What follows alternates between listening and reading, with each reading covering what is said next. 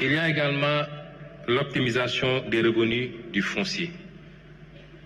Chers amis, le foncier est un élément important de patrimoine qu'il convient de fructifier en évitant le plus possible de céder. On peut l'utiliser comme levier financier et levier des fonds. Le foncier bâti comme le foncier non bâti.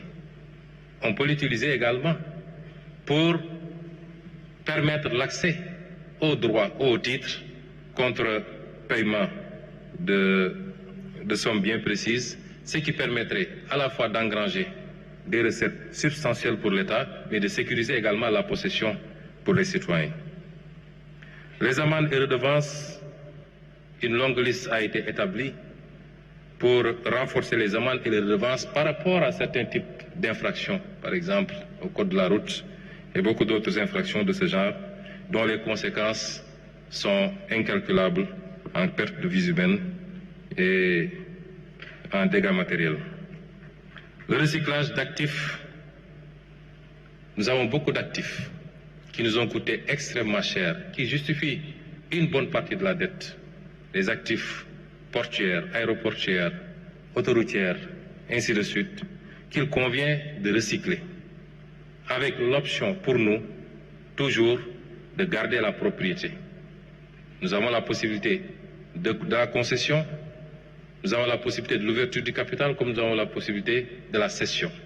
Nous écartons pour le moment toute possibilité de céder, mais nous pouvons concéder la gestion, particulièrement au secteur privé, et nous souhaitons qu'il soit prioritairement national, avec un partage des gains sur les dividendes. L'exploration du capital investissement également est un élément extrêmement important, corrélé à des préoccupations telles que la finance, l'économie sociale et solidaire et le développement des coopératives, notamment agricoles. La fiscalité environnementale qui, comme vous le savez, a un double objectif, à la fois dissuasif sur la pollution et donc environnementale, mais un objectif également de mobilisation de recettes, ce qu'on appelle la fiscalité verte et la fiscalité bleue sur la pollution et les différentes formes de pollution. Le financement durable, vert bleu, énormément de fonds existent aujourd'hui, qui sont des fonds gratuits souvent, les fonds verts et les fonds bleus. À travers le monde, le Sénégal est parti à un certain nombre de conventions, notamment sur la transition écologique juste, qui peuvent aujourd'hui venir abonder également cet effort. Et enfin, la rationalisation des différentes subventions. Le ciblage, un peu trop, essayer de cibler pour toucher les vrais, ceux qui ont vraiment besoin de ces subventions, aussi bien dans le domaine de la pêche, dans le domaine de la distribution des produits d'hydrocarbures, ainsi de suite, pour éviter que des gens de la couche moyenne ou même des gens très aisés puissent continuer à capter les subventions au détriment de ceux qui en ont vraiment besoin. Et enfin, les troisièmes sources de financement, c'est le financement endogène et les ressources complémentaires.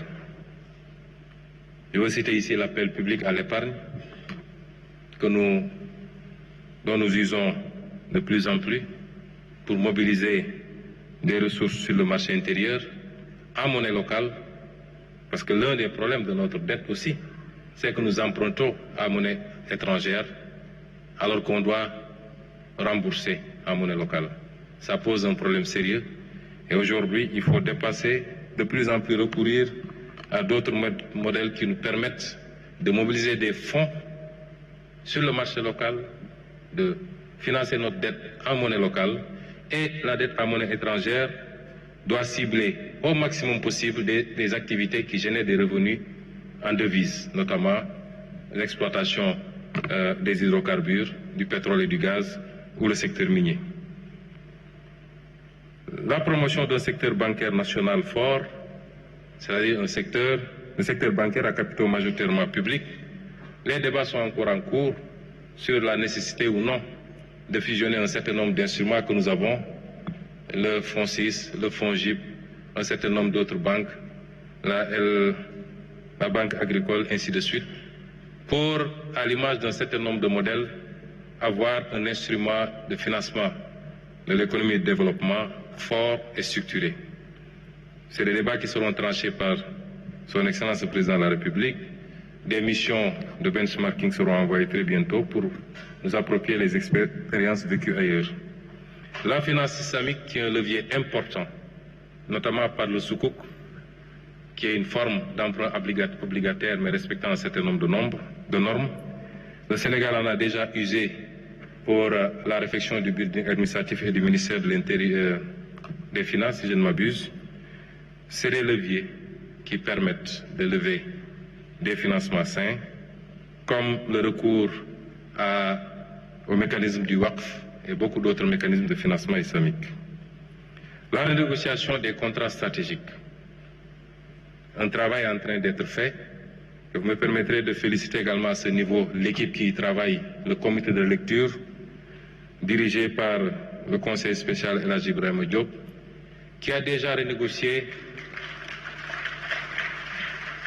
renégocié beaucoup de contrats et de conventions. Je me rappelle, lors de nos écrits, quand on était dans l'opposition, nous nous référions aux statistiques de l'OCDE, qui chiffrait à peu près les surfacturations dans les marchés publics, dans les pays à économie avancée, comme on dit, à peu près 11%. Pour le travail que nous avons commencé à faire, qui touche peut-être principalement le secteur des BTP, un peu l'énergie, un peu la santé, etc., le constat, c'est que nous sommes déjà à 18% de surfacturation sur les marchés publics. Et les gains qu'on ferait, rien qu'en assainissant ce volume dans le budget d'investissement, nous permettrait d'engranger des profits significatifs.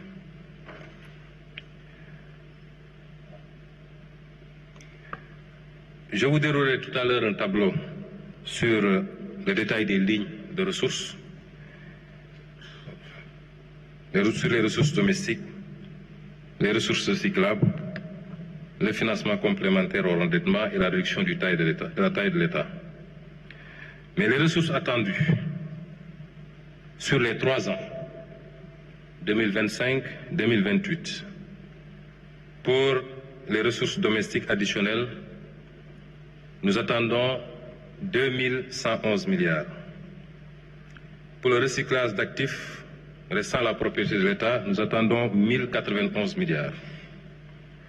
Pour les économies sur la réduction de la taille de l'État, nous attendons 50 milliards. Pour le moment, j'y reviendrai parce que nous avons un tableau assez long d'une 50aine de mesures qui sont encore en cours d'évaluation. Et l'essentiel de ces mesures porte sur la taille de l'État. Et enfin, sur le financement endogène complémentaire hors endettement, nous attendons 1352 milliards. Le tout nous permet de nous projeter sur 4605 milliards pour le moment, en attendant les autres mesures à évaluer, qui sont des mesures très importantes et qui, selon mes estimations, nous permettront d'ajouter peut-être 2000 à 2600 milliards à ce tableau. Et l'injection de ces ressources doit générer à peu près 1062 milliards de recettes fiscales, ce qui sera réparti sur les 3 années. La première année, 274 milliards, la deuxième, 444 milliards et la troisième année, 344 milliards. Ce qui nous donne un total de ressources projetées de 5667 milliards provisoirement.